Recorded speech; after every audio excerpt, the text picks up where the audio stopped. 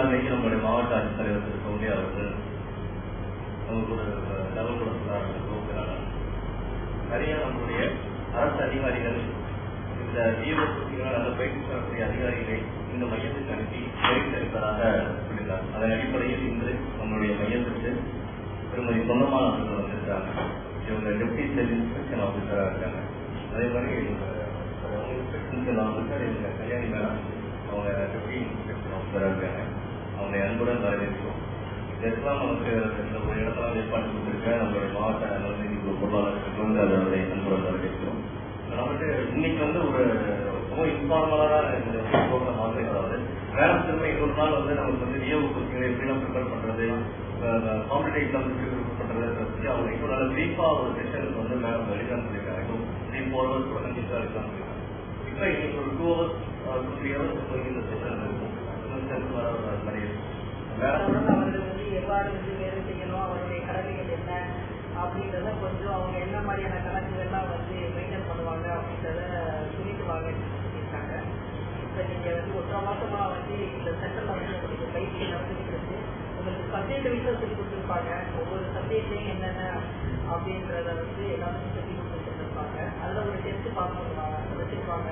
Test அடிப்படையில் mark அதில் வாங்குறீங்க, எப்படி படிச்சிருக்கீங்க, எப்படி ப்ரிப்பேர் பண்ணிருக்கீங்க, இதெல்லாம் ஒரு மார்க் போட்டுருப்பாங்க. விஓவா செலக்ட் ஆன பின்னாடி நீங்க எப்படி வந்து வேலை பார்க்கணும், உங்களுடைய கடமைகள் என்ன மாதிரியான அக்கௌண்ட்ஸ் வந்து நீங்க மெயின்டைன் பண்றீங்க அப்படின்றத லைட் அவங்களுக்கு நான் வந்து சொல்றதுக்கு கடமைப்பட்டிருக்கீங்க.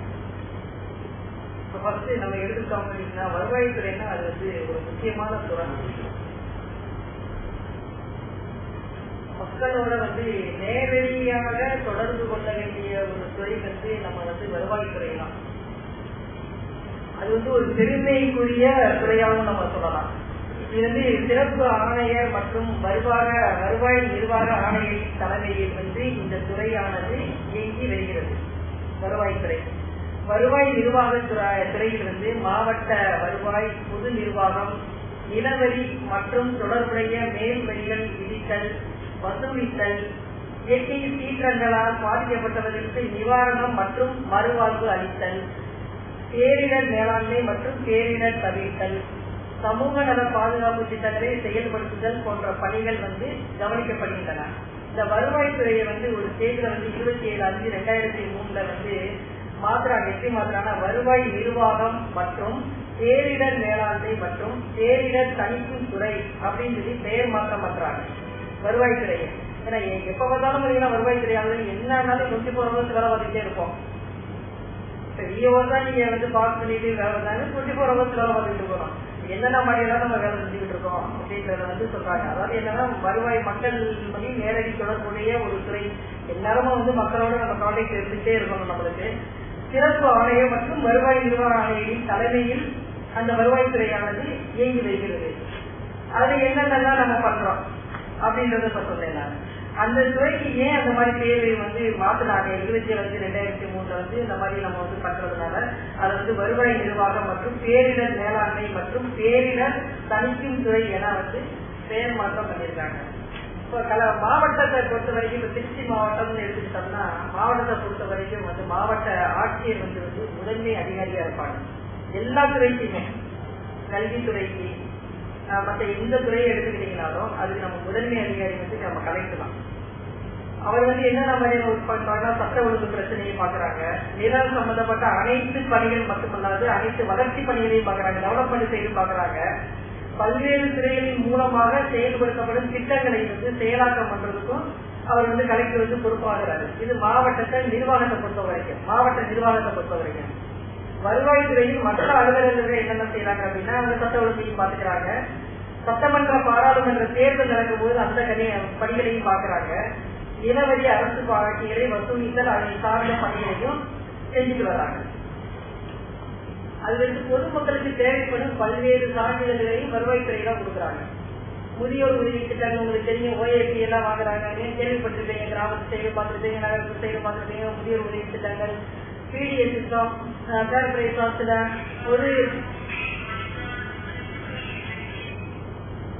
பொது விநியோக திட்டத்தை கண்காணித்தல், பொதுமக்களின் குறைகளை நிவர்த்தி செய்யும் வகையில் வருவாய்த்துறை அலுவலர்கள் மக்களுடன் நேரடி தொடர்புடையவர்கள். அதுல பாத்தீங்கன்னா புயல், வெள்ளம், வறட்சி, சுனாமி, தீ விபத்து போன்ற இயற்கை இடர்பாடுகளை சமாளிப்பது வருவாய்த்துறையின் தலையாய பணியாகும். இதையே உங்களுக்கு நான் சொல்றேன் அப்படின்னா, மாவட்ட நிர்வாகத்துல என்ன பணிகள் செஞ்சுட்டு இருக்காங்க, டிஓ லெவலுக்கு நம்ம என்ன பணிகள் செய்ய போறோம். இப்போ மாவட்டத்தை பத்தி சொன்னாதான் நம்ம கீழே டிஓ லெவலில் என்ன பண்ண போறோம்ன்றத நமக்கு தெளிவா இருக்கும். இப்போ பாத்தீங்கன்னா திடீர்னு மழை பெய்யும், மழை பெய்யும்னா பாத்தீங்கன்னா ஆத்துல எல்லாம் தண்ணி ஓடும், கரையோர மக்கள் எல்லாம் நம்ம வெளியேற்றுவோம். 24 மணி நேரம் நம்ம வேலை பார்த்துட்டு இருப்போம். நம்ம அவங்களுக்கு உண்டான நிவாரணம் கொடுப்போம்.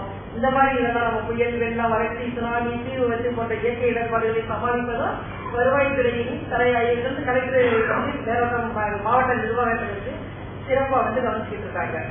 அதுல கிராம நிர்வாகம், இது மாவட்டத்தை பொறுத்த வரைக்கும் மாவட்ட நிர்வாகம். லைட்டாக தான் சொல்றேன் நான். கிராம நிர்வாகத்தை பொறுத்த வரைக்கும் பாத்தீங்கன்னா, மாவட்ட வருவாய் நிர்வாகத்துக்கு முதன்மை ஆதாரமாகவும் முதுகெலும்பாகவும் கிராம நிர்வாக அமைப்பு தொடர்ந்து இருந்து வருகிறது சொல்றாங்க. அதாவது என்ன சொல்றாங்க, கிராமத்தை பொறுத்த வரைக்கும் கிராம நிர்வாகம் முதன்மை ஆதாரமாகவும், கலெக்டர் எப்படி மாவட்டத்துக்கு தலைமை பொறுப்பா இருக்காங்களோ, கிராமத்தை பொறுத்த வரைக்கும் அந்த முதன்மை ஆதாரமாகவும் முதுகெலும்பாகவும் இருக்காங்கன்னு சொல்றாங்க. முதுகெலும்பா இருக்க போறது யாரு? கிராம நிர்வாக அலுவலர்கள். இப்ப புரியுதுங்களா? இது 14/11/80க்கு முன்னாடி எப்படி சிஸ்டம் இருந்துச்சு? 14/11/80க்கு முன்னாடி ஒரு வருவாய் கிராமம்னு ஒண்ணு இருக்கும். எக்ஸாம்பிள் ஏதாவது ஒரு ஊர் இருக்குன்னு வச்சுக்கோங்க. அந்த ஊருக்கு ஒன்றுக்கு மேற்பட்ட கிராமங்கள் சேர்ந்து ஒரு வருவாய் கிராமமா இருக்கும். அந்த வருவாய் கிராமத்துக்கு என்னன்னா பகுதி நேர கிராம முன்சிப்பு கரணம் அப்படிங்கிற ஒரு அடிப்படையில வேலை பார்த்துட்டு வச்சுட்டாங்க. பழைய ஆளுலாம் வயசானவங்க எல்லாம் தெரியும். முன்னாடி காலம்லாம் பாத்தீங்கன்னா இப்பதான் டிஓன்னு சொல்றாங்க. முன்னாடி எல்லாம் பாத்தீங்கன்னா கிராம முன்சிப்பு கரணம் அப்படின்னு தான் சொல்லுவாங்க. முன்சிப்பு சொல்லுவாங்க அல்லது கரணம் சொல்லுவாங்க. உங்க தாத்தா பாட்டி வீட்டுல யாராவது இருந்தாங்கன்னா நீங்க கேட்டு பாத்தீங்கன்னா அந்த காலத்து கரணம் அப்படின்னு மகளிர் முன்சிப்பு சொல்லுவாங்க. இப்பதான் இந்த டிஓ அப்படிங்கிற பேட்டர்னே வந்தது. அது கிராம அலுவலர்கள் தலையாடி வெட்டியான் இவங்க பகுதி நேர பணியாளர்களாக வேலை பார்த்துருக்காங்க. கிராம முன்சிப்புடைய வேலை என்ன? அப்ப கிராம முன்சிப்பு இருந்திருக்காங்க, கர்ணம் 2 பேர் இருந்திருக்காங்க. கிராம முன்சிப்புடைய வேலை என்ன அப்படின்னு பார்த்தா அவங்க நிலவரி வசூல் செய்யுது. யாராவது வேலை வச்சிருக்காங்கன்னா அவங்களுக்கு உண்டான வரியை வசூல் பண்ணிட்டு இருக்காங்க. அதுக்கு பாத்தீங்கன்னா அரசுக்கு வர வேண்டிய இனங்களை வசூல் செய்தல். கவர்மெண்ட்டுக்கு என்ன நம்ம கலெக்ஷன் பண்ண வேண்டியிருக்கோ அந்த அமௌண்ட் கலெக்ஷன் பண்ணிட்டு இருந்திருக்காங்க. அதுக்கடுத்து அவங்க அதிகார எல்லைக்கு உட்பட்ட எந்த குற்றங்கள் நிகழ்ந்தாலும், எந்த விதமான குற்றங்கள் இருந்தாலும் உடனே சட்ட ஒழுங்கு பிரச்சனையை பாதுகாத்து இந்த குற்றங்களை தடுப்பதற்கு உண்டான நடவடிக்கையை மேற்கொண்டு உடனே இமீடியட்டா நேரத்து போலீஸ் ஸ்டேஷனுக்கு தகவல் சொல்றது. அவங்க டிஓடைய அவங்க கிராம பகுதியில மட்டும் நடக்கிறத சொல்லிடுவாங்க. அதுக்கடுத்து பாத்தீங்கன்னா 50க்கு குறைவான மதிப்புள்ள சொத்து வழக்குகளை பைசல் செய்வாங்க. அவங்களே மாதிரி உட்காந்துட்டு என்னென்ன பைசல் பண்ற வேலையா அந்த காலத்துல முடிச்சு பண்ணிருக்காங்க. பிறப்பு இறப்பு கணக்குகளை பதிவு செஞ்சிருக்காங்க. இருப்பு பாதைகள் பாதுகாத்தல்.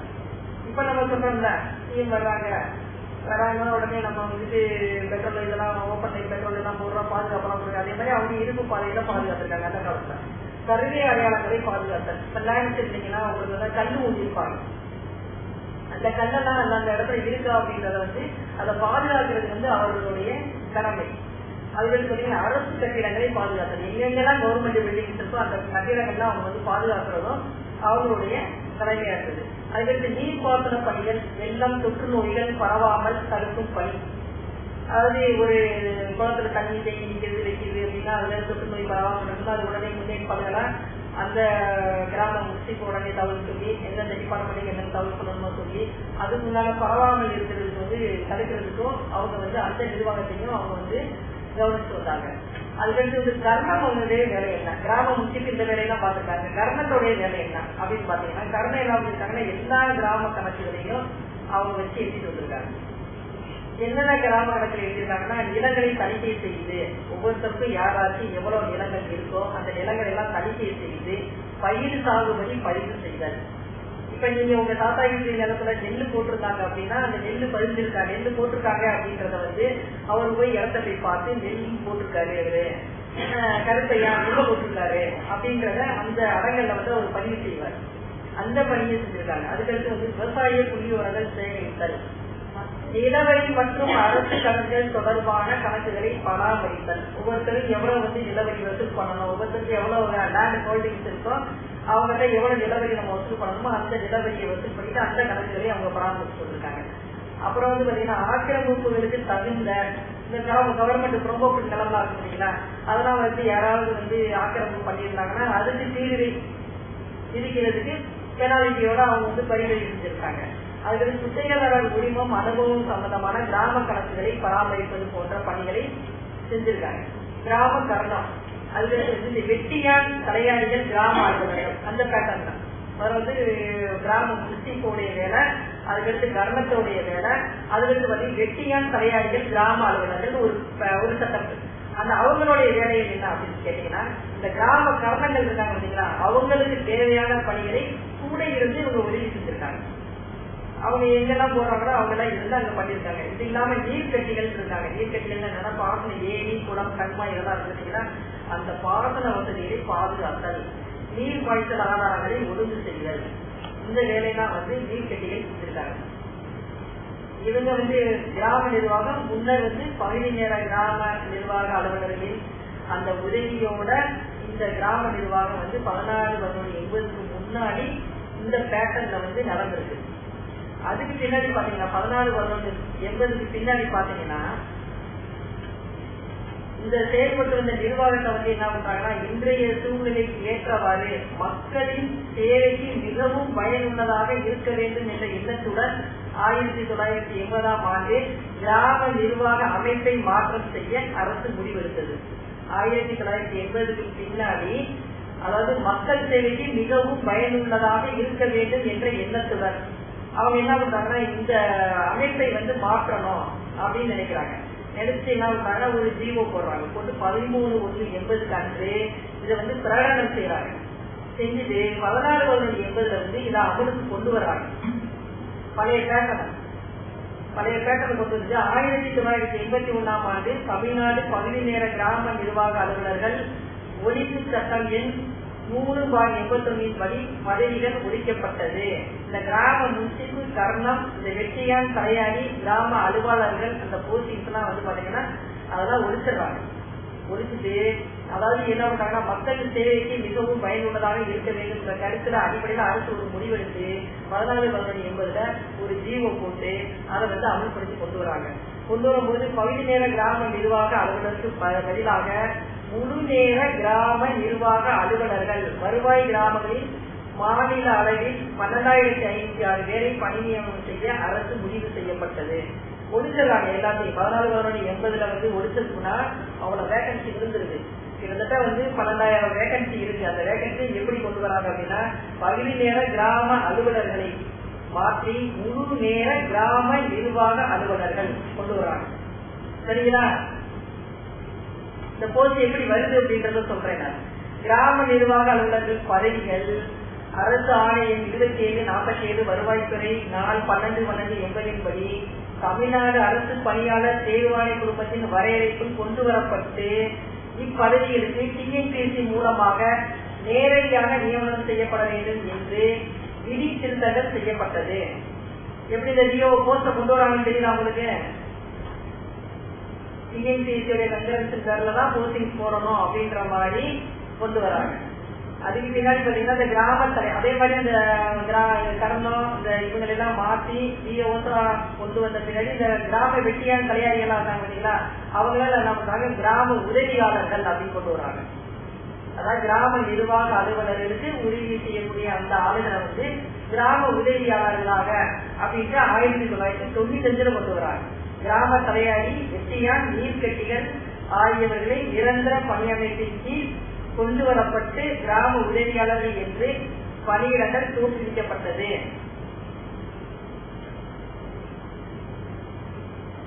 சரியா? முன்னாடி இந்த பேட்டர்ன் 14/11/80 முன்னாடி கிராம கர்ணமா இருந்திருக்காங்க, முன்சிப்பா இருந்திருக்காங்க. கர்ணத்துடைய வேலை என்ன, முன்சிப்போடைய வேலை என்ன, அப்புறம் இந்த வெட்டியான் தலையாரிகளுடைய வேலை என்ன, இது எப்ப வந்து மாறுச்சு, வியோவா மாறுச்சு, இவங்க வெட்டியான் வந்து எப்படி யாருக்காக உதவி செஞ்சாங்க அப்படின்ற பேட்டர்ன் 14/11/80 முன்னாடி வருகிறது. 14/11/80 பின்னாடி வந்து விஓஸை கொண்டு வந்துட்டு அவங்க டிஎன்பிஎஸ்சி மூலமாக நம்ம வந்து இப்ப ஏற்கனவே வந்து 12,000 வேகன்சி ஃபில் பண்ணிட்டாங்க. ஏற்கனவே ஒரு பேட்ச் எழுதி அவங்களுக்கு இருக்காங்க. இப்ப நீங்க விஓ படிச்சுட்டு தயாரா இருக்கீங்க. இப்போ உங்களுடைய டியூட்டி விஓவா நீங்க தேர்ந்தெடுக்கப்பட்டோம்னா நீங்க என்ன செய்யணும் அப்படின்றத கிட்டத்தட்ட ஒரு 37 பாயிண்ட் இருக்கு. நான் சொல்றேன். அப்படி ஒன்னா புரிச்சுக்கோங்க.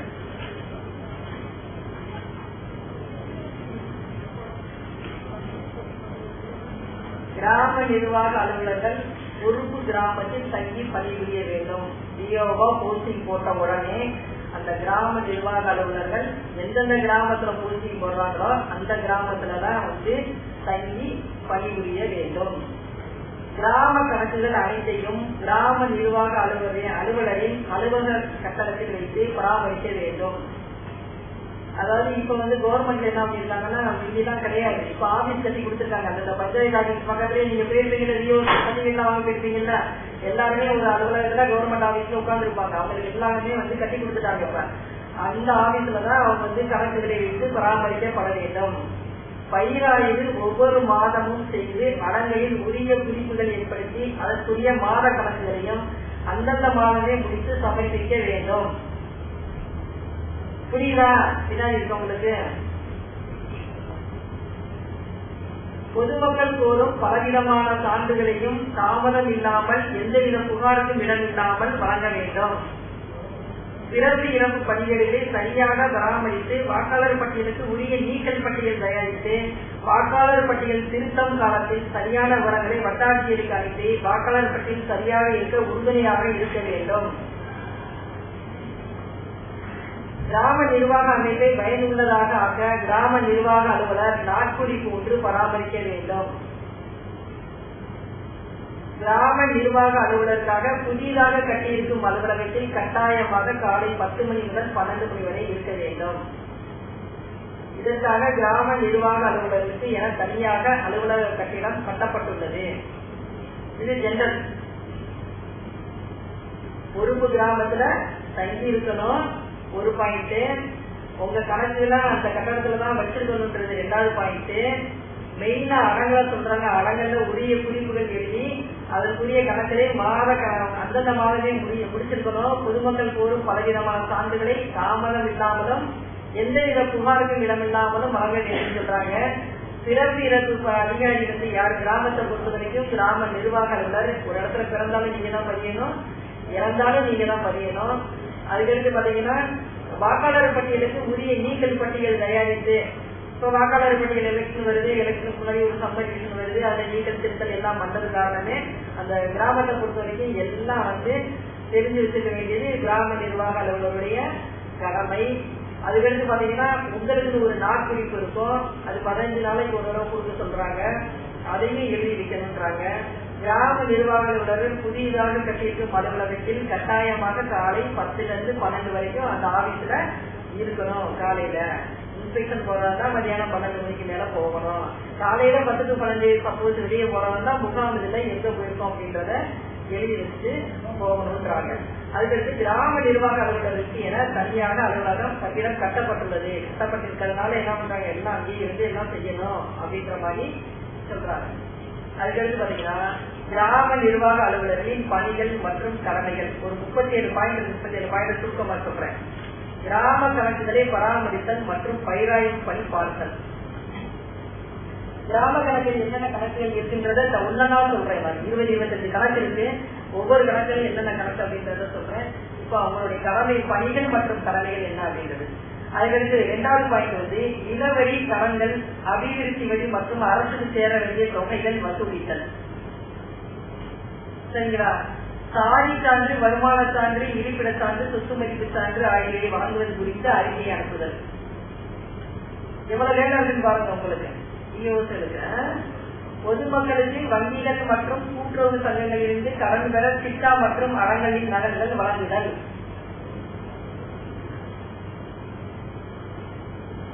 ஏன் அந்த டிஓ முனிசிபல்ல இருந்து பொதுமக்களின் நலனுக்காக கிராம நிர்வாக அலுவலர்கள் கொண்டு வராங்கன்றத புரியல உங்களுக்கு. அதுக்கடுத்து பிறப்பு இறப்பு பதிவேடுகளை பராமரித்தல். தீ விபத்து, வெள்ளம், புயல் முதலியவற்றின் போது உடனுக்குடன் மேல் அலுவலர்களுக்கு அறிக்கை அனுப்புதல்.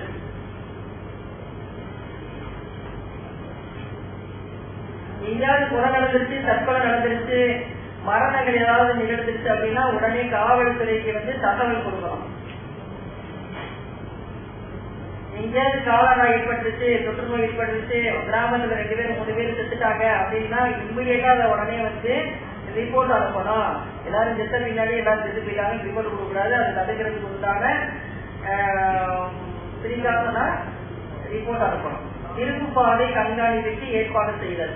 கிராம ஊழியர்களின் சம்பள பட்டியல் தயாரித்தல். உங்களுக்கு கீழே வேலை பார்க்கக்கூடிய கிராம ஊழியர்களுடைய சம்பள பட்டியலை தயார் செய்து நீங்க அனுப்பணும்.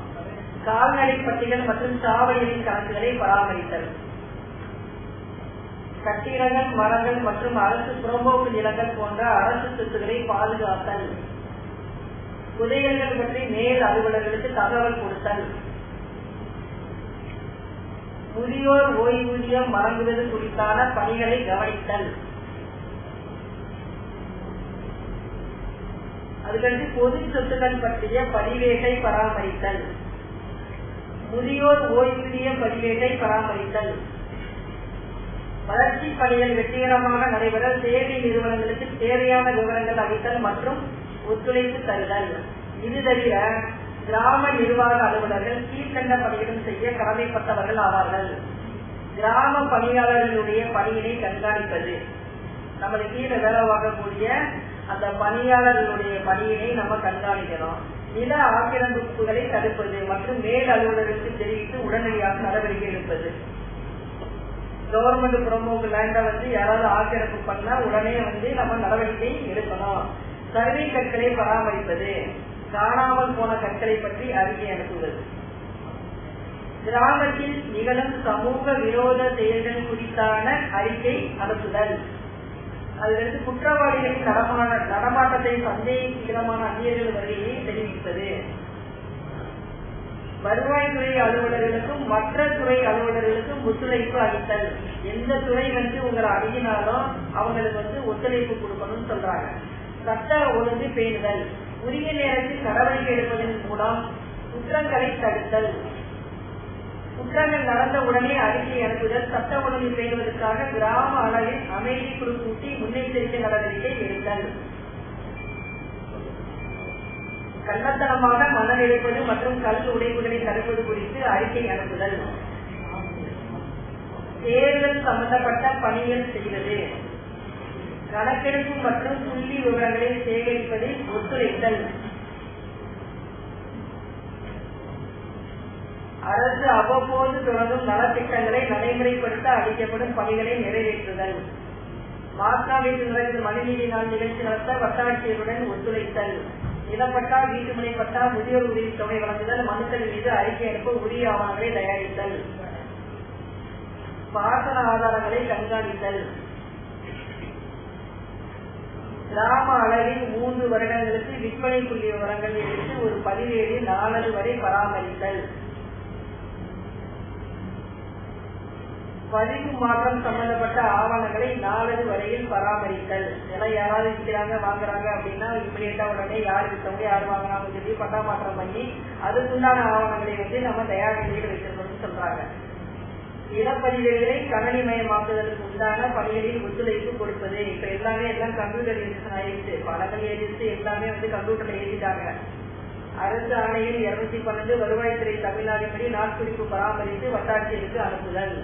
கிராம அளவில் கடன் பதிவேடு மற்றும் இதர வசூல் கணக்குகளை பராமரித்து இது சம்பந்தமாக காலாண்டுக்கு ஒரு முறை வட்ட கணக்குகளுடன் சரிபார்த்தல்.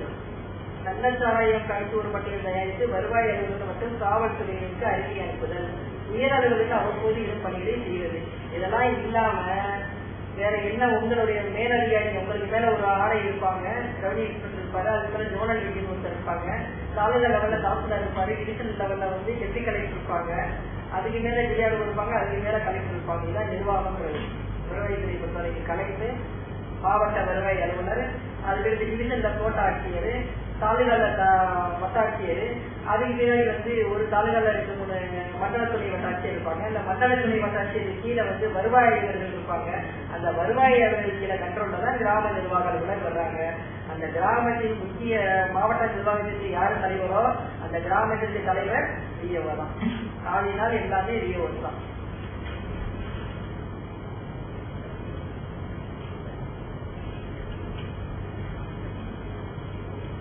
அதுக்கு கிராம நிர்வாக அலுவலர்கள் என்னென்ன கணக்குகள் பராமரிக்கிறாங்க.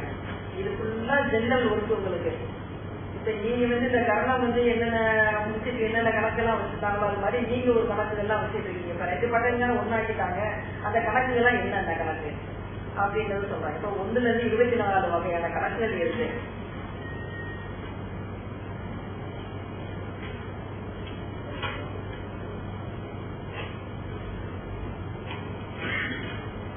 கிராம கணக்குல 1ல இருந்து 24 வரை கணக்கு இருக்கு. அதுல முதல் கணக்கு நிலையான ஆப்பதிவேடு. நிலையான ஆப்பதிவேடுல என்ன இருக்கும் அப்படின்னா, ஆப்பதிவேடுனா என்ன, அந்த நிலையான ஆப்பதிவேடுல என்ன இருக்கும். இந்த பதிவேடுக்கு முதல் பகுதியாக வருவாய் கிராமத்தின் வரலாற்று குறித்து வழங்கப்பட்டுள்ளது அப்படின்றாங்க. இந்த ஆப்பதிவேடுல முன்னாடி பாத்தீங்கன்னா அந்த வருவாய் கிராமம், ஒரு பர்டிகுலர் கிராமம் எடுத்துக்கிட்டீங்கன்னா அந்த கிராமத்துடைய வரலாற்று குறிப்பு அதான் என்னென்ன இருக்குன்னா, மொத்த மக்கள் தொகை என்ன இருக்கு, கிராமத்தின் பெயர் என்ன, அதனுடைய உரிமை முறை என்ன, அமைவிடம் என்ன, பரப்பு எல்லை என்ன, வெவ்வேறு வகைப்பாட்டின் பரப்பு என்ன, எல்லையை எப்படி வர வச்சிருக்காங்க, மக்கள் தொகை எவ்வளவு, அந்த கிராமத்தை பொறுத்த வரைக்கும் மக்கள் தொகை எவ்வளவு, ஆண்கள் எவ்வளவு, பெண்கள் எவ்வளவு, இள உலகைகள் எத்தனை பேர் இருக்காங்க, புஞ்சை தொகுதிகள் எத்தனை, பாசன விவரங்கள் எத்தனை, கிணறுகள் எத்தனை, வகைப்பாடும் வடிவமைப்பு எவ்வளவு, மீன் வளம் எப்படி இருக்கு, பொது குறிப்பு. அதாவது கிராமத்தை பொறுத்த வரைக்கும் அத்தனையும் அது முன்னாடி இண்டெக்ஸ்ல வந்துடும். அதுக்கு பின்னாடி பாத்தீங்கன்னா ஆப்பதிவேடு நடைமுறையில் கீழ்கண்ட 11 தளங்களில் பராமரிக்கப்படுகிறது. இப்ப அந்த பதிவேடு எப்படி பராமரிக்கிறாங்க, எத்தனை காலங்கள் இருக்கு அப்படின்னா, புலையன் உட்பிரிவு எண், பழைய புலையன் உட்பிரிவு எண், அதுக்கடுத்து ரயத்துவாரி, வகைப்பாடு, இருபோக நஞ்சை எனில் மொத்த சீர்வை வீதம், மண்பயணமும் ரகமும் தரம், ஹெக்டேர் ஒன்றுக்கு சீர்வை வீதம், பரப்பளவு, பட்டாயன், நில உடைமையாளர் பெயர் குறிப்பு. இது ஒண்ணுமே புரியாத மாதிரி இருக்கும். புரியுதா? புரியுதுங்களா? பாத்துட்டீங்களா? அதாவது ஆப்பதிவேடை பொறுத்த வரைக்கும் அந்த கிராமத்துடைய ஹிஸ்டரி, அது அமைப்புல எப்படி இருக்கு, அதனுடைய 4 எல்லைகள் எப்படி இருக்கு, அதனுடைய பாசன ஆதாரங்கள் என்ன, டேம்ல இருந்து தண்ணி வருதா, குளத்துல இருந்து தண்ணி வருதா அப்படின்றது இருக்கும். மொத்த மக்கள் தொகை இருக்கும், எவ்வளவு மக்கள் தொகை இருக்காங்க என்னன்றது தெரியும். நஞ்சையா இருக்கு, நஞ்சை நிலமா, நஞ்சை நிலங்கள் இருக்கா, புஞ்சை நிலங்கள் இருக்கா, புறம்போக்கு இந்த விவரங்கள் இருக்கும். அதுக்கு முன்னாடி பாத்தீங்கன்னா மீன் வளம் இருக்கும், பொது குறிப்பு இருக்கும். ஜெனரலா அது முன்பக்கத்துல இண்டெக்ஸ்ல இருக்கும். ஆப்பதிவேடு எப்படி இருக்குன்னா, அந்த ஆப்பதிவேடு என்னன்னா சர்வே நம்பர் இருக்கும். அது பழைய சர்வே நம்பர் என்ன, புது சர்வே நம்பர் என்ன அப்படின்னு இருக்கும். ரயத்து வாரியா அப்படின்றது இருக்கும். வகைப்பாடு, அதுக்கடுத்து இருபோக நஞ்சையா, அதனுடைய தீர்வை என்ன அப்படின்னு, ஒரு போக நஞ்சை இருக்கும், இருபோக நஞ்சை இருக்கும். தஞ்சாவூர் சைட்லாம் பாத்தீங்கன்னா இருபோக நஞ்சை இருக்கும். அந்தந்த மாவட்டத்தை பொறுத்த வரைக்கும் அமையும். கிரவுண்ட் ஏரியா பக்கம் பாத்தீங்கன்னா ஒரு போக நஞ்சை நிறைய ஒரு போகம் இருக்கும், புஞ்சையும் இருக்கும். இந்த சைடு பாத்தீங்கன்னா திருச்சிலாம் நல்லா நஞ்சை, தஞ்சாவூர் சைடெல்லாம் நஞ்சை, புஞ்சை எல்லாமே இருக்கும். இப்பதிவேடு 2 பிரதிகளாக வட்டாட்சியர் அலுவலகத்தில் ஒன்றும் நம்ம வீய ஒன்றா ஒன்றும் 2 பதிவேடு இருக்கும். அதுல என்னென்ன மாற்றங்கள்லாம் நீங்க பண்றீங்களோ அதை வட்டாட்சியர் அலுவலகத்தில் இருக்கிறதுலையும் மாற்றம் செய்யணும், இதுலயும் மாற்றம் செய்யணும். இதுதான் ஆப்பதிவேடை பொறுத்த வரைக்கும். இந்த இதை பாத்தீங்கன்னா வட்டாட்சியர் அல்லது கீழ்நிலையில் உள்ள வருவாய்களுக்கு மேற்பட்டவர்களுக்கு மட்டுமே இது கட்டாட்சியாக ஆப்பதிவேடு சுருக்கம் செய்யணும். அதாவது என்னன்னா, நிலையெடுப்பு, நில ஒப்படை, பட்டா மாற்றம். இப்ப ஏதாவது ஒரு இடத்துல பாத்தீங்கன்னா நில ஒப்படை கொடுப்பாங்க, நில பட்டா கொடுக்குறாங்க. இப்பெல்லாம் நம்ம ஸ்கீம்ஸ்ல நிறைய பட்டாலாம் கொடுத்துருக்காங்க. இந்த மாதிரி ஒரு மேஜர் சேஞ்சஸ் எல்லாம் பண்றோம் அப்படின்னா அதை விஓவே பண்ணக்கூடாது. அந்த வேலையை உங்களுக்கு மேல உள்ள ஆணைகளோ அல்லது வட்டாட்சியரோ எல்லாம் அதை ரவுண்ட் பண்ணுவாங்க. அந்த ஆப்பதிவேட்ல பாத்தீங்கன்னா மொத்த திட்டம் புஞ்சியில ஒரு 10 ஏக்கர் வச்சுருக்காங்க. அந்த புஞ்சி நிலத்தை புறம்போக்கு புஞ்சி நிலமா மாற்றி நம்ம பட்டா போட்டு கையில கொடுக்குறோம்னு வச்சுருக்காங்க. அந்த இதெல்லாம் மாற்றணும் அப்படிங்கன்னா அது அந்த வீடியோ அந்த ஆரைக்கும் அந்த டாப்பு தான் பண்ணுவாங்க. அதை நீங்க பண்ணக்கூடாது அப்படிங்கிற மாதிரி சொல்லுவாங்க. ஆப்பதிவேடு உள்ளடக்கம். ஆப்பதிவேடு உள்ளடக்கம் என்ன அப்படின்னா அதனுடைய இதுதான், இதனுடைய அஸ்ட்ராக்ட் தான் உள்ளடக்கம்ன்றது. அதுக்கடுத்து தீப்பதிவேடு. தீப்பதிவேடுங்கிறது இந்த பதிவேடு இனாம்களின் நிலை புலப்பதிவேடாகும். இனாம் நிலத்தோடைய பதிவேடு தீப்பதிவேடு.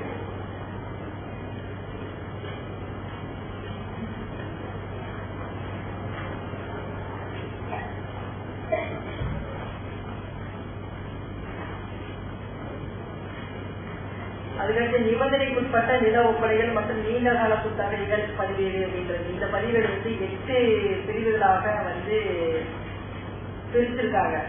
ஒண்ணு வந்து பாத்தீங்கன்னா அட்டவணையில் கண்ட இனத்தினருக்கு ஷெட்யூல்டு கேஸ்டுக்கு வழங்கப்பட்ட நில நிபந்தனைக்குட்பட்ட ஒப்படைகளை குறித்ததாக ஒண்ணு. ரெண்டு வந்து பாத்தீங்கன்னா எக்ஸர்வீஸ்மெண்ட் கொடுத்திருக்காங்க பார்த்தீங்களா, ராணுவத்தினருக்கும் முன்னாள் ராணுவத்தினருக்கும் அளிக்கப்பட்ட நிபந்தனையுடன் கூடிய ஒப்படை பதிவேடு. அதுக்கடுத்து பாத்தீங்கன்னா நீர் பாசன திட்டங்களால் பாதிக்கப்படும் நில ஒப்படை. சிறப்பு வீட்டுமனை விதிகளின் கீழ் உள்ள கொடைகளை குறிப்பது வந்து 4வது ரெஜிஸ்டர். நீண்ட கால நிலப்பு தடை மற்றும் இதர நிபந்தனைகளுக்குட்பட்ட கொடைகளுக்கு குறித்த பதிவேடு. தியாகிகளுக்கு செய்யப்பட்ட ஒப்படை பதிவேடு. நீண்ட கால நிலப்பு தடை பதிவேடு. அதற்கு நில எழுப்பு செய்து ஒப்படை செய்யப்பட்ட வீட்டுமனைகளுக்கு உரிய ஒப்படை பதிவேடு. இந்த பதிவேடெல்லாம் என்ன பண்ணாங்க, கிராம நிர்வாக அலுவலர்கள் முறையாக பராமரித்து நிபந்தனைகள் ஏதேனும் மீறப்பட்டுள்ளதா என்பதை கண்டெடுத்து அவ்வப்போது வட்டாட்சியருக்கு தெரிவிக்க வேண்டும். இப்ப இந்த முக்கியமான 8 பதிவேடுல ஏதாவது கண்டிஷன் மீறி இருக்கு அப்படின்னா அது உடனே இமீடியட்டா வந்து நீங்க பார்த்துட்டு வட்டாட்சியருக்கு அதை வந்து ரிப்போர்ட் தரணும் அப்படின்ற மாதிரி சொல்றாங்க.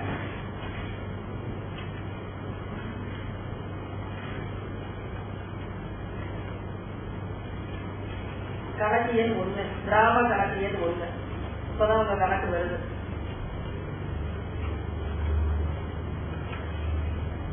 இந்த 1ஆம் நம்பர் கணக்கு என்ன அப்படின்னா மாதாவாரி சாகுபடி கணக்கு. சாகுபடினா என்ன அப்படின்னு கேக்குறாங்க. சர்வே நம்பர் வாரியாகவும் பயிர் வாரியாகவும் எழுதணும் அப்படின்றாங்க. ஒரு கிராமம் எடுத்துட்டீங்கன்னா மொத்தம் வந்து பட்டாதாரர்கள் ஒரு 500 பட்டாதாரர்கள் இருக்காங்கன்னா அவங்களுக்கு சர்வே நம்பர் 1, 2, 3, 4 சர்வே நம்பர் நிறைய இருக்கும். அவங்க ஒருத்தர் நெல் போட்டிருப்பாங்க, ஒருத்தர் கம்பு போட்டிருப்பாங்க, அவங்க வந்து தகுந்த மாதிரி ஒருத்தர் சோளம் போட்டிருப்பாரு, ஒருத்தர் வாழை போட்டிருப்பாரு, ஒருத்தர் வந்து ஏதாவது பயிர்கள் வச்சுருப்பாங்க, ஒருத்தர் தரிசா போட்டிருப்பாங்க. இந்த எந்தெந்த பட்டாதாரர்கள் என்னென்ன பயிர்கள் வச்சிருக்காங்க, எந்தெந்த சர்வே நம்பர்ல வச்சிருக்காங்க அப்படின்றத டீட்டெயிலா எழுதக்கூடிய ஒரு கணக்கு தான் 1ஆம் நம்பர் கணக்கு. சரிங்களா? கிராம கணக்கு அப்ப என்னன்னா நீங்க போய் மாசம் என்ன பண்ணணும், போய் கிராமத்துக்குள்ள அந்த நிலங்கள்ல போய் பார்த்து இந்த பட்டாதாரு என்ன பயிர் வச்சிருக்காரு, எந்த சர்வே நம்பர்ல வச்சிருக்காரு அப்படின்றத நீங்க வந்து பார்த்து குறிச்சு எழுதணும். இது பயிர் வாரியாகவும் எழுதணும், சர்வே நம்பர் வாரியாகவும் எழுதணும். அப்படி அந்த அந்த எழுதிட்டு வர கணக்கு தான் 1ஆம் நம்பர் கணக்கு. இது வந்து மாசம் 20ஆம் தேதி நீங்க எழுதி முடிச்சீங்கன்னா RIக்கு அனுப்பணும். இந்த கணக்கு 1A வந்து என்னன்னு பாத்தீங்கன்னா கிராம கணக்கு எண் 1 வந்து நான் சொன்னேன். 1A வந்து அதனுடைய உள்ளடக்கம், அதாவது அப்சாய்ட். 1ஆம் நம்பர்ல வந்து அப்ப மொத்தம் வந்து நெல் எவ்வளவு பயிர் இருக்காங்க, நஞ்சல் எவ்வளவு பயிர்க்காங்க, புஞ்சல் எவ்வளவு பயிர்க்காங்க, புறம்போக்குல எவ்வளவு பயிர் பண்ணியிருக்காங்க அப்படின்றத நீங்க எழுதிட்டு 1A வந்து வரும். 2ஆம் நம்பர் கணக்குன்றது அடங்கல். நீங்க போய் பாக்குறீங்கல்ல, ஒவ்வொரு நிலத்திலையும் போய் பார்த்துட்டு என்ன பயிர்கள் வச்சிருக்காங்க, என்ன ஏது வச்சிருக்காங்கன்றத பாக்குறீங்களா, அந்த பயிர்கள்ல அடங்கல்ல தான் நீங்க வந்து எழுதணும். அடங்கல் என்ன இருக்குன்னா வந்து சர்வே நம்பர் இருக்கும், அதுக்கு வந்து 10ஆம் நம்பர் இருக்கும், சர்வே நம்பர் வரிசையா ஒரு 1, 1A, 1B, 1C, 2, 3 அதே கண்டினியூஸா வந்துட்டே இருக்கும். அதுக்கு உண்டான 10ஆம் நம்பரும் அதுக்கு அடுத்த காலத்துல ஒரு 10ஆம் நம்பரு. அதுக்கு பாத்தீங்கன்னா நில உடமையாளர் பெயர், யாருடைய பேர்ல நிலம் இருக்கும் அவருடைய பேர் அங்க இருக்கும். அவர் என்ன வந்து கிராப்பு பதிவு பண்ணியிருக்காங்கன்றதே வரும். எந்த மாசம் கிராப்பு போட்டிருக்காருன்றது வரும். காலகட்டம் ஜூலை மாசம் போட்டிருக்காரா, ஜூன் மாசம் பயிரிட்டு இருக்காங்களா, அல்லது ஆகஸ்ட்ல போட்டிருக்காங்களா, செப்டம்பர்ல போட்டிருக்காங்களா. இந்த மானாவாரி பேரில் போட்டிருப்பாங்க, கிழக்கு நம்பி போட்டிருப்பாங்க, செப்டம்பர்லயும் போட்டிருப்பாங்க, ஆத்தனிலையும் போட்டிருப்பாங்க, மரத்தனிலையும் மானாவாரி மலையை நம்பியும் போட்டிருப்பாங்க. எந்த மாசம் வந்து அவங்க வந்து போட்டிருக்காங்க அப்படின்றது, அதை குறித்து எந்த மாசம் அறுவடையும் பண்ணியிருக்காங்க அப்படின்றதையும் குறிக்கணும். அந்த அழகை பொறுத்த வரைக்கும் இதான் 2ஆம் நம்பர் கணக்குன்றது. இது மாசம் நீங்க போயிட்டு ஒவ்வொரு மாசமும் போய் பார்த்து என்னென்ன பயிர்கள் வச்சிருக்காங்க, என்ன ஏது அப்படின்றத குறிக்கக்கூடிய பதிவேடு. இது அழகல் பதிவேடு. கணக்கு எண் 3ன்றது பாத்தீங்கன்னா வந்து பட்டா மாற்றம் தான் யாராவது விற்பாங்க, வாங்குவாங்க, விழுவாங்க. இந்த நிலம் யாருக்கு வாங்கியிருக்காங்க, என்ன ஏதுன்றதெல்லாம் பார்த்துட்டு நீங்க வந்து பட்டா மாறுதல் பண்ணி இமிடியேட்டா வந்து சிட்டாளி எழுதி போட்டு துடிச்சு விட்டு பட்டா மாதிரினா இவர் பேரை மாத்திட்டு இன்னொருத்தர் வேற ஆவணங்களின் அடிப்படையில நீங்க செய்ய வேண்டிய ஒரு முக்கியமான இது வந்து 3ஆம் நம்பர் பதிவேடு.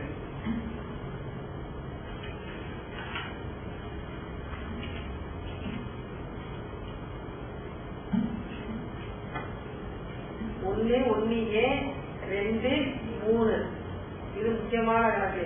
1 1A 2 3 ஒன்னு வந்து பயிர் வாரியாகவும் சர்வே நம்பர் வாரியாகவும் போய் ஃபீல்டுக்குள்ள போய் பார்த்து கிராப் வந்து எழுதுகிறது 1ஆம் நம்பர் கணக்கு. 1A வந்து அதனுடைய உள்ளடக்கத்துல நஞ்சை பேரு நஞ்சை நிலங்கள் எவ்வளவு பண்ணியிருக்காங்க, புஞ்சியில எவ்வளவு வந்திருக்காங்க, புறம்போக்குல எவ்வளவு பண்ணியிருக்காங்கன்றது. 2ஆம் நம்பர் வந்து அறங்கள் வந்து சர்வே அறங்கள் எப்படி இருக்குன்னா சர்வே நம்பர் வீசா இருக்கும். அதுக்கடுத்து 10ஆம் நம்பர் வீசா அந்த பட்டாளருடைய பேருக்கு என்ன பட்டா இருக்கும் அந்த பட்டா இருக்கும். நில உடமையாளர் பேர் இருக்கும். அவர் என்ன கிராப் பயிர் பண்ணியிருக்காரு, இந்த கிணத்து தனியா ஆடு தனியா மழை தனியான்னு இருக்கும். எந்த மாசம் பயிர் பண்ணியிருக்காருன்னு இருக்கும், எந்த மாசம் அறுவடை பண்ணியிருக்காருன்றது இருக்கும். அந்த நிலத்துல வந்து ஏதாவது கட்டுமானங்கள் இருந்தா அதுவும் அந்த குறிப்பிட்ட காலத்திலேயே இருக்கும். இவரும் வந்து அறங்கள் பதிவேட்டுல இருக்கும். 3ஆம் நம்பர் கணக்கானது என்னன்னா ஒரு லேண்ட வந்து ஒருத்தர் வாங்குறாங்க சொல்றாங்க விற்கிறாங்க பண்றாங்கன்னா அந்த இதை வந்து நம்ம உடனே வந்து அதை மாற்றி அதை வந்து எழுதக்கூடிய ஒரு பதிவேடு 3ஆம் நம்பர் பதிவேடு. இப்ப வந்து கணக்கு எண் 4. கணக்கு எண் 4 என்பது அனைத்து அரசியலை கழிவில் காண்பிக்கும் பதிவேடாகும்.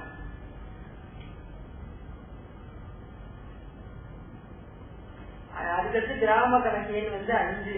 அது வந்து வஜா கணக்குன்னு நம்ம சொல்லுவோம். அதாவது பருவநிலை பாதிப்பு ஏற்படும் போது நிலவரி தள்ளுபடி செய்யப்பட்டு வருகிறது. இது வந்து 5ஆம் நம்பர் கணக்கு.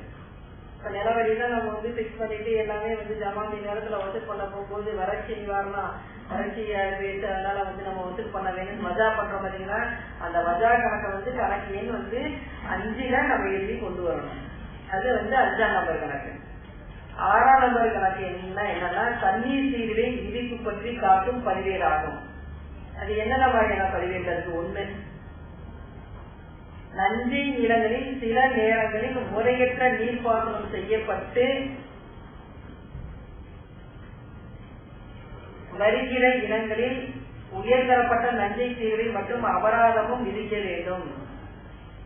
கணக்கு எண் 6 பொறுத்தவரைக்கும் தண்ணீர் தீர்வை விதிப்பு பற்றி காட்டும் பதிவேடாகும். இது முதல்ல 1 கேட்டகரியில எப்படி பண்ணணும் அப்படின்னா நஞ்சை நிலத்தில் சில நேரங்களில் முறையற்ற நீர்ப்பாசனம் செய்யப்பட்டு வரும் இனங்களில் உயர்தரப்பட்ட நஞ்சை தீர்வை மற்றும் அபராதமும் விதிக்க வேண்டும்.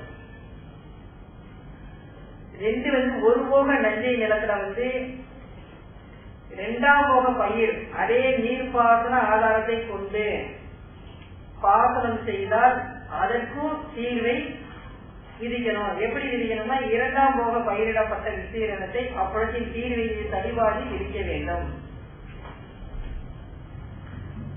3வது கேட்டகரி புஞ்சை நிலங்களுக்கு அல்லது புறம்போக்கு நிலங்களுக்கு கவர்மெண்ட் சோர்ஸ்ல இருந்து தண்ணி பாய்ஞ்சிச்சு அப்படின்னா பயிரிடப்பட்ட விஸ்தீரணத்துக்கு ஏற்றவாறு தண்ணீர் தீர்வை அதனுடைய தீர்வை ஜாஸ்தி ஆகும். இது அபராத தொகை வந்து அதிகபட்சமாக 20 முறை வரை விதிக்கலாம். அபராத தொகை 20 முறை விதிக்கலாம். இந்த பதிவேட்டை மாதம் வட்டாட்சியருக்கு அனுப்பி உத்தரவு பெற வேண்டும். இது வில்லேஜ் கணக்கு எண் 6. வில்லேஜ் கணக்கு எண் 6 என்னன்னா தண்ணீர் தீர்வை விதிப்பு பற்றிய காட்டும் பதிவேடாகும். 3 கேட்டகரி வருது.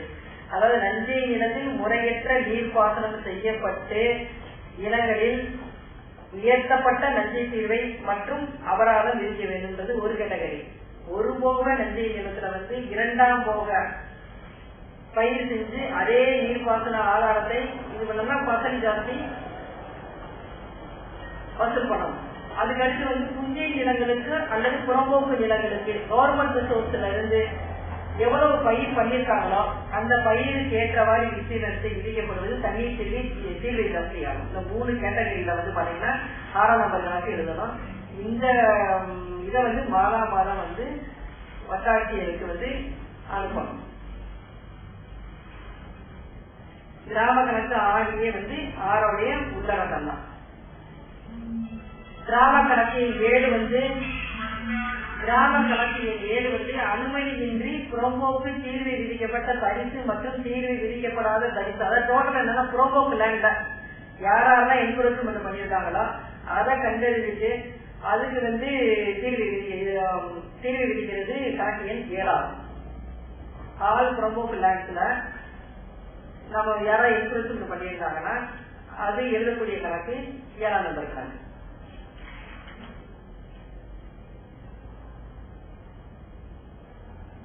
அதுக்கடுத்து கிராம கணக்கு எண் 8.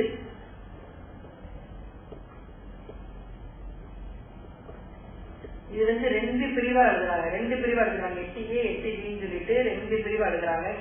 கிராம கணக்கு எண் 8A 8B நீர் பாசன வருவாய் கணக்குகள் இருக்கு. இந்த கணக்கு 2 பிரிவுகளை கொண்டது. முதல் பிரிவில் முதல் வகுப்பு நீர்நிலைகளை பற்றிய விவரம், 2வது பிரிவில் மற்ற நீர்நிலைகள் பற்றிய விவரமும் அடங்கும்.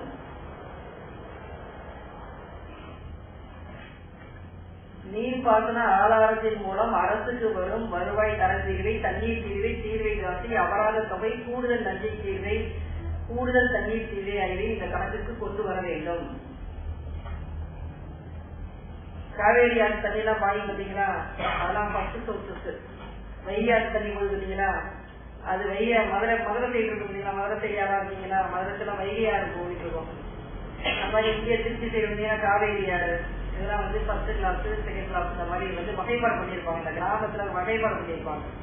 நீங்க ஜாயின் பண்ணிட்டு ஜாயின் பண்ணிட்டு அந்த கிராம கணக்கெல்லாம் எடுத்து பார்த்தீங்கன்னா ஃபர்ஸ்ட் சோர்ஸ் என்ன, செகண்ட் சோர்ஸ் என்ன, தேர்ட் சோர்ஸ் என்ன அப்படின்றதெல்லாம் வகைப்பாடு பண்ணியிருப்பாங்க. அது தகுந்த மாதிரி அந்த தீர்வு என்ன இருக்கோ அதை போட்டு பாதுகாப்பு எழுதிட்டு வரதான் எஸ்டிஏ எஸ்டிபின்னு இருக்கிறாங்க. அதுக்கு பாத்தீங்கன்னா 9A இந்த கணக்கு வந்து பாத்தீங்கன்னா கூடுதல் தீர்வையும் மற்றும் கூடுதல் தண்ணீர் வரி சட்டத்தின் கீழ் விதிக்கப்படும் வருவாயினை காண்பிக்கும் பதிவேடாகும்.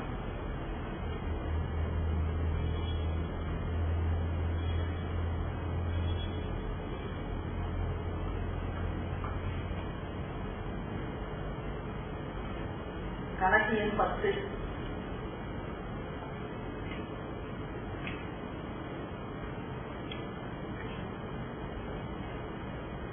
இந்த கணக்கு 2 பிரிவுகளாக பராமரிக்கப்பட்டு வருகிறது. 1/10, 1/10(2). அடங்கல் 2 என்ன சொன்னேன், சர்வே நம்பர் வீசா வரும் சொன்னேன். அடங்கல் 2 என்ன சர்வே நம்பர் வீசா தான் வரும் சொன்னேன். 10 பாத்தீங்கன்னா பட்டாவாரியாக வரும். பட்டாவாரியாக நிலவரி திட்டத்தினை காண்பிக்கும் திட்டாவாகும்.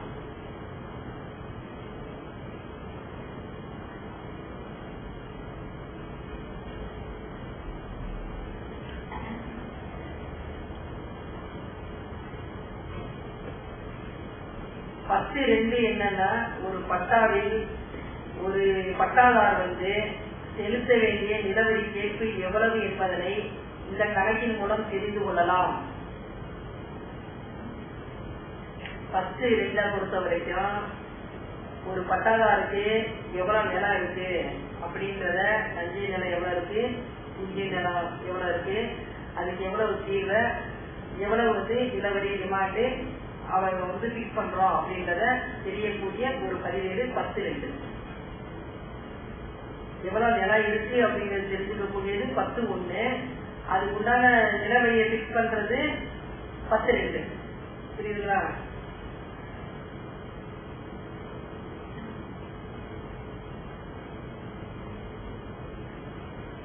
கிராம கணக்கு எண் 11. ஒவ்வொரு பட்டாதாருக்கும் அளிக்கப்பட்ட பட்டா படிவம் ஆகும்.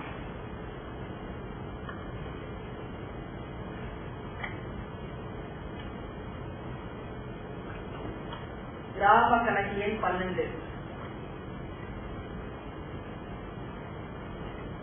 1ஆம் நம்பர் கணக்கு, 2ஆம் நம்பர் கணக்கு, 3, 4, 5, 6, 7, 8, 9, 10 இந்த கணக்கெல்லாம் எழுதுறீங்க அப்படின்னா அதெல்லாம் வரி எவ்வளவு வசூல் பண்ணிருக்காங்க, வரி எவ்வளவு இருக்கு, வரி எவ்வளவு வசூல் பண்ணிருக்காங்க, எவ்வளவு நிலம் நஞ்சியில் எவ்வளவு இருக்கு, புஞ்சியில் எவ்வளவு நிலம் இருக்கு, புறம்போக்குல நிலம் இருக்கு அப்படின்றத ஒட்டுமொத்தமா கிராமத்துக்குள்ள சுருக்கி எழுதக்கூடிய ஒரு பதிவேடு தான் கிராம கணக்கு எண் 12. நீங்க செஞ்ச வேலையெல்லாம் இந்த கிராம கணக்கு எண் 12 வரும். டோட்டல் டிமாண்டு அந்த கிராமத்துல வசூல் செய்ய வேண்டிய மொத்த தொகை எவ்வளவு அப்படின்றது கிராம கணக்கு எண் 12 பொறுத்த வரைக்கும் வரும்.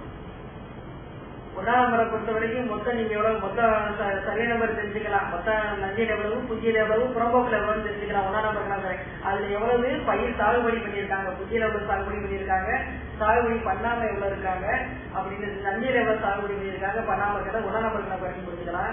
அரையில பொறுத்த வரைக்கும் என்னென்ன கிராப் வச்சிருக்காங்க, எவ்வளவு பட்டாதாரிகள் வந்து எவ்வளவு எந்தெந்த மாதத்துல என்னென்ன சாகுபடி வச்சிருக்காங்கன்னு தெரிஞ்சுக்கலாம். 3ஆம் நம்பர் கணக்கு வந்து இந்த லேண்டை நம்ம விட்டு மாத்திரத்தை வச்சு தெரிஞ்சுக்கலாம். நம்ம 5ஆம் நம்பர் வந்து நம்ம பருவ நிலை மாறுது தகுந்த மாதிரி நம்ம வந்து அது வந்து வஜா பண்ற கணக்கு. 6ஆம் நம்பர் பொறுத்த வரைக்கும் சோர்ஸ், இந்த தண்ணி மூலம் எவ்வளவு வரி வசூல் பண்றோம் அப்படின்றது.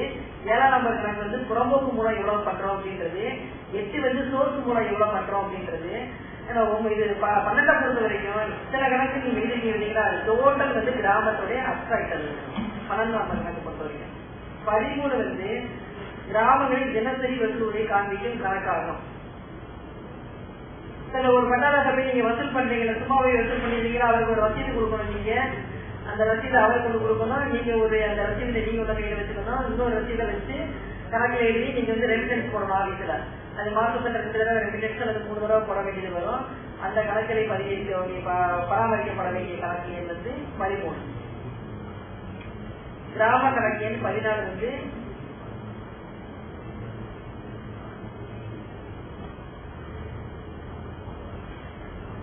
ஒவ்வொரு பட்டாதாரத்திலிருந்து வசூல் செய்யப்பட வேண்டிய தொகை எவ்வளவு என்பதை காண்பிக்கக்கூடிய ஒரு வந்து கணக்காகும்.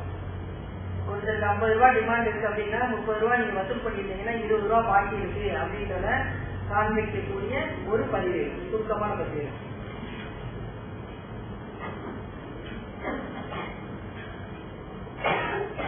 கிராம கணக்கு எண் 15 பட்டாதாரர்களிலிருந்து வசூல்பட்ட தொகையை வந்து வங்கியில் செலுத்துவதற்கு பராமரிக்கப்படும் சுருக்கமான பட்டியாகும். 13ல வசூல் பண்றத 15ல கொண்டு போய் இருசால் பண்ணணும்.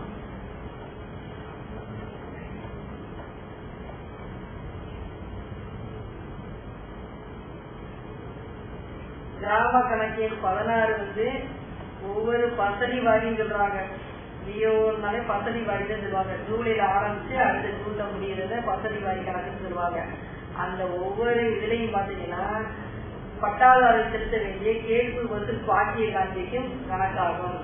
அந்த கடைசியில டிமாண்ட் அரைவ் பண்ணும், ஜமாவின்னு வச்சு டிமாண்ட் அரைவ் பண்ணுவாங்க. அரைவ் பண்ணும் போது ஒரு 4 தடவை கிட்டி கட்டலாம். 20 ரூபா ஒரு பட்டாதார வசூல் பண்ணணும்னா பிப்ரவரி மாசம் 5 ரூபாயும், மார்ச் மாசம் 10 ரூபாயும், ஏப்ரல்ல 15, 20 வசூல் பண்ணலாம். 5, 10, 15, 20ல வந்து இந்த மாதிரி பிரித்து வசூல் பண்ணணும். 20 ரூபாய் வசூல் பண்ணணும். அதை வந்து கடைசி அப்சைட் போடுறப்ப அந்த காண்பிக்கக்கூடிய பதிவேடு தான் 16ஆம் நம்பர் கணக்கு. கிராம கணக்கு எண் 16. கிராம கணக்கு எண் 17 என்றா வட்டி. பட்டாதாரர் செலுத்த வேண்டிய நிலவரி தொகை தாமதமாக செலுத்தினால் இதற்கு வட்டியாக அபராதம் வசூலிக்கப்படுகிறது.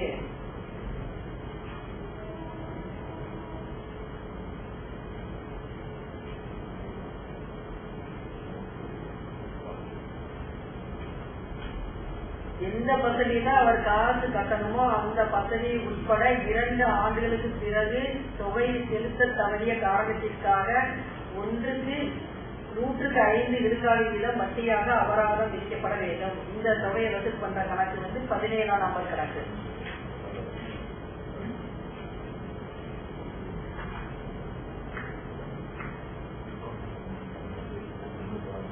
பதினெட்டாம் நம்பர் கணக்கு என்னன்னா, குடியானவர்கள் தாம் செலுத்த வேண்டிய நிலவரி மற்றும் இதர பாக்கிகளுக்கு அவர்களுக்கு செலுத்தப்பட்ட தொகையை பெற்றுக் கொண்டதற்கு கிராம நிர்வாக அலுவலர் வழங்கும் பற்றுச்சீட்டு வரிசையாக அச்சிடப்பட்ட புத்தக வரியில் உள்ள ஒரு பதிவேடு.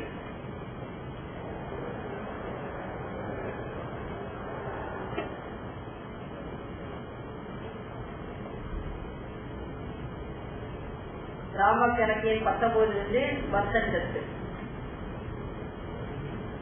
கிராம கணக்கின் 20 மழை கணக்கு. ஒவ்வொரு நாளும் எவ்வளவு மழை பெய்யுச்சு அப்படின்றத ஒவ்வொரு நாளும் எழுதணும். எத்தனை மில்லிமீட்டர் மழை பெய்ஞ்சிருக்கு அப்படின்றத இதே நாளும் இதே எழுதணும். மழை பெய்ஞ்சிருந்தாலும் மழை பெய்ஞ்சிருக்கு அப்படின்றத எழுதக்கூடிய ஒரு பதிவேடு 20ஆம் நம்பர் கணக்கு பதிவேடு.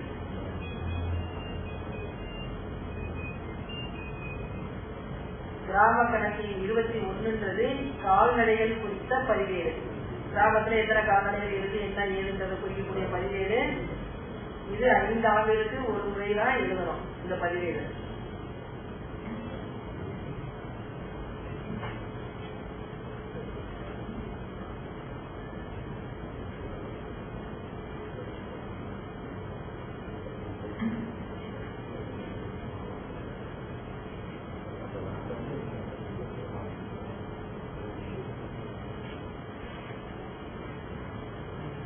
கிராம கணக்கில் 24 வந்து கிராமத்தில் உற்பத்தி செய்யப்படும் கனிமங்களை பற்றி பதியும் ஆண்டு பதிவேடாகும்.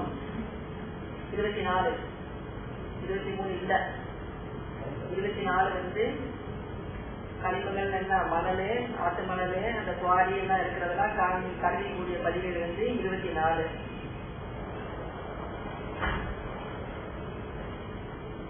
இது இல்லாம இந்த பதிவேடுகள் இல்லாம வேற இதர பதிவேடுகள் இருக்கு. என்னென்ன பதிவேடுகள்? நில அளவை பதிவேடுகள். நான் ஏற்கனவே சொல்லியிருக்கேன், இந்த கல்வி ஏ கல்லு பி கல்லு, கிராம வரைபடம், புலப்படம், ஸ்கெட்சு. ஒரு இடத்துக்கு போறீங்க, நின்றுட்டு இருக்கீங்க, இந்த சர்வே நம்பர் எங்கே இருக்கு அப்படின்னு பார்த்தீங்கன்னா ஸ்கெட்சை பார்த்து தான் நம்ம தெரிஞ்சு வரணும். அதுக்கு உண்டான புலப்படங்கள் இதெல்லாம் வந்து ஒரு பதிவேடு நம்மள்கிட்ட இருக்கும். இந்த பதிவேடு இல்லாம இது நம்மகிட்ட இருக்கும். அதுக்கடுத்து வந்து கிராம வரைபடம் உங்களுக்கு கொடுத்துருப்பாங்க. அதுக்கடுத்து வந்து புல வரைபடம் இருக்கும். ஒரு சர்வே நம்பருக்கு உண்டான வரைபடம் இருக்கும். அதுக்கடுத்து கல்பதிவேடு இருக்கும். இது இல்லாம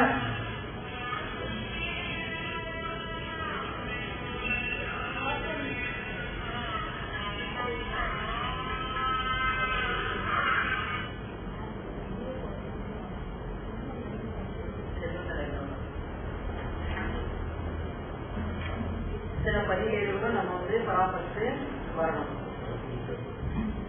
இது இல்லாம வருஷத்துக்கு ஒரு வேலை தான் இந்த ரெண்டு வேலையெல்லாம் ரெடி பண்ணுவாங்க. ஒரு ஜமாந்தி ஆதிசன் சொல்லி ஒரு டீசன் லெவல்ல ஒரு டெப்டி கலெக்டர் நியமனம் பண்ணி அந்த டெப்டி கலெக்டர் வந்து உங்க கணக்கெல்லாம் சரி பார்ப்பாங்க. பட்டாதாரத்தை வந்து வசூல் பண்ண தொகையெல்லாம் சரியா இருக்கா, என்ன ஏது, நீங்க எதுவும் அதை மிஸ்யூஸ் பண்ணிருக்கீங்களா, என்ன ஏது அப்படின்றத உங்களை வந்து ஒரு ஆபீசர் லெவல்ல வந்து பார்ப்பாங்க. சரிங்களா? அவ்வளவுதான். புரியுதா? முதல்ல மாவட்ட நிர்வாகம், அல்லது கிராம நிர்வாகம். கிராம நிர்வாகத்துல முன்னாடி எப்படி இருந்துச்சு, பின்னாடி எப்படி கொண்டு வந்தாங்க, ஏன் இந்த மாதிரி கொண்டு வந்து 14-15 பின்னாடி ஏன் இந்த கிராம நிர்வாகங்கள் கொண்டு வந்திருக்காங்க, அவங்களுடைய கடமைகள் என்ன, அவங்க என்னென்ன கணக்குகள் வச்சிருக்கணும், அந்த 1-24 கணக்குகளுடைய முக்கியத்துவம் என்ன அப்படின்றது இதுதான்.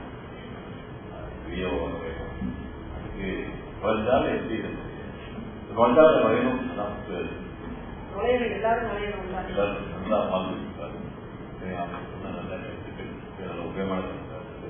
என்ன மாதிரி செயல்பாடு நல்ல முதுகல் உண்மையாக அந்த அளவுக்கு நான் அவ்வளோ வேலை இருக்கிறாங்க. அவங்க முதுகல் தான் அதெல்லாம் போய் உடனே கேட்டவர்கள் பயன்படாத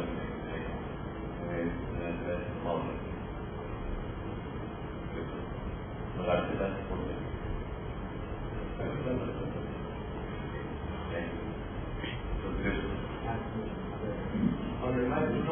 ஒரு ஆர்வமா தான் இருக்கும். ஏன்னா இந்த மாதிரி தகவல்கள் அப்படின்னு தெரிஞ்சவங்க என்ன நம்ம வேலைக்கு போகணும்னு கொஞ்சம் தெரிஞ்சிருக்கிறதுனால வந்து உங்களுக்கு இன்னும் கொஞ்சம் அக்கறையா அந்த கிளாஸ் கேட்கறது நாம இந்த மாதிரிலாம் வந்து அதை கொடுக்குறது.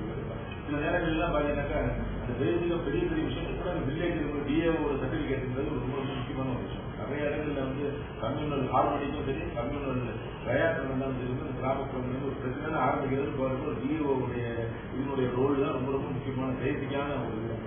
அதை வந்து அவங்க அப்படி மாதிரி சொல்லி உங்களுக்கு வலியுறுத்து இந்த மாதிரி பதவிக்கு வரதுனால வெறும் தகவல் மாத்திரம் எடுத்து புது அறிவு கல்வி இதெல்லாம் தான் உங்களுக்கு பரிசீலிக்கும். ஆனா நீங்க சொல்ல போறது உங்களுக்கு பரிசீலிக்காது.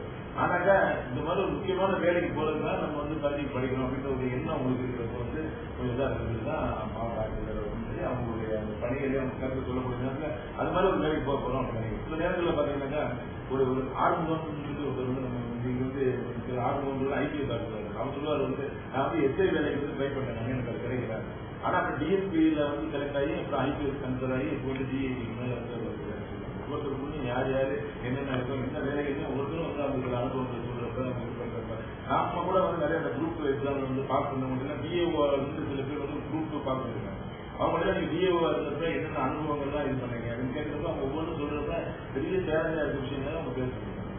சில நேரம் யாராவது போயிட்டாங்கன்னாக்கா அந்த கம்யூனல் இதுன்னு சொல்லுவாங்க. சில இடங்கள் அப்ப ஒரு நாள் 2 நாள் கூட வந்து வரி பண்ண முடியாம ஒரு கம்யூன் நிறைய இதெல்லாம் வந்து அதை எப்படி கால் பண்ணது இப்படின்னா அவங்க சொல்ல நேரத்தில் அது எஸ்கே பாயிண்ட்லேயே இவ்வளவு சேலஞ்ச் இருக்கக்கூடியது அந்த ரெவன்யூ ரெவன்யூ அப்ரிசியேட் பண்ண முடியும் அப்படின்றதுக்காக இந்த மாதிரிலாம் காரியம் வந்து அந்த மாதிரி சொல்லிட்டு வந்தேன். நானுமே வந்து எல்லா சாப்பிடும் ஒரு நன்றி சொல்லிக்கிறோம். அவங்களுக்கு இது பண்ண போகணும். எக்ஸாம் எடுத்ததே எக்ஸாம் எடுத்ததே கல்பனா ஞாபகம். விஏ தான் முயற்சி பண்ணேன். விஏ கரெக்ட் ஆயிட்டேன். ஞாபகம் நான் விஏ எக்ஸாம் பண்ணேன். முடியல நான் கலெக்ட் ஆயிட்டேன். அது என்ன காரணம்னா நம்ம கிடைக்கக்கூடிய அந்த ஆப்பர்ச்சுனிட்டியை ஒவ்வொரு நிமிடமும் பயன்படுத்தி ஏற்படுத்துறதுக்கு பல்வேறு வகையான பொருட்கள் இருந்தாலும் நேரத்தில் இருந்தாலும் அளவு செய்து கொண்டாலும் எல்லோருக்கும் ஒரு பெரிய உதாரணம் எடுத்துக்கணும். வாய்ப்பு எல்லா லைஃப்லையும் எடுத்துக்கணும். அதெல்லாம் பேசுமாறு பல ஐஏஎஸ் உபயோகிக்கிறார். ஒரு நேரம் தான் அவங்க வேலைக்கு நல்லா வரும். தேங்க்யூ.